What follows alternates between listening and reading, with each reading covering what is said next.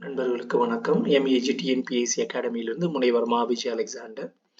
பொருளாதார வளர்ச்சிக்கு புதிய சிந்தனை தேவை. நாடாளுமன்ற எதிர்க்கட்சித் தலைவர் ராகுல் காந்தி. நாட்டின் பொருளாதார வளர்ச்சிக்கு புதிய சிந்தனை தேவைப்படுகிறது என்று மக்களவை எதிர்க்கட்சித் தலைவரும் காங்கிரஸ் எம்பியுமான ராகுல் காந்தி தெரிவித்துள்ளார்.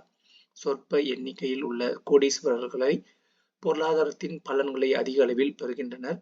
உழவர்கள், தொழிலதிபர்கள், நடுத்தர வர்க்கத்தினர் மற்றும் ஏழைகள் பல்வேறு பொருளாதார பிரச்சனைகளால் சிரமப்பட்டு வருகின்றனர். இந்த நிலை நீடிக்கும் வரை நாட்டின் பொருளாதாரத்தில் முன்னேற்றம் ஏற்படாது.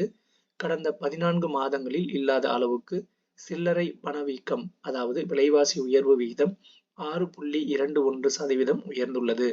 அமெரிக்க டாலருக்கு நிகரான ரூபாயின் மதிப்பு இதுவரை இல்லாத அளவுக்கு ரூபாய் 84.50 சரிந்துள்ளது.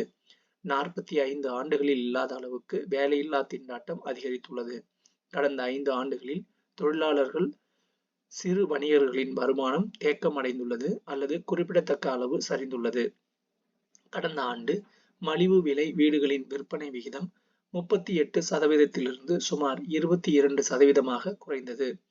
கடந்த 10 ஆண்டுகளில் பெரு நிறுவனங்கள், அதாவது கார்ப்பரேட் நிறுவனங்கள் செலுத்தும் வரி 7% சரிந்த நிலையில் தனிநபர்கள் செலுத்தும் வருமான வரி 11% அதிகரித்துள்ளது.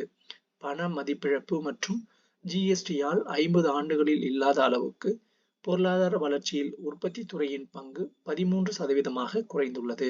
இது போன்ற சூழலில் வேலைவாய்ப்புகள் பெருகுவதற்கு வாய்ப்பு இல்லாமல் உள்ளது. எனவே நாட்டின் பொருளாதார வளர்ச்சிக்கு புதிய சிந்தனை தேவைப்படுகிறது என்று தெரிவித்துள்ளார். நன்றி.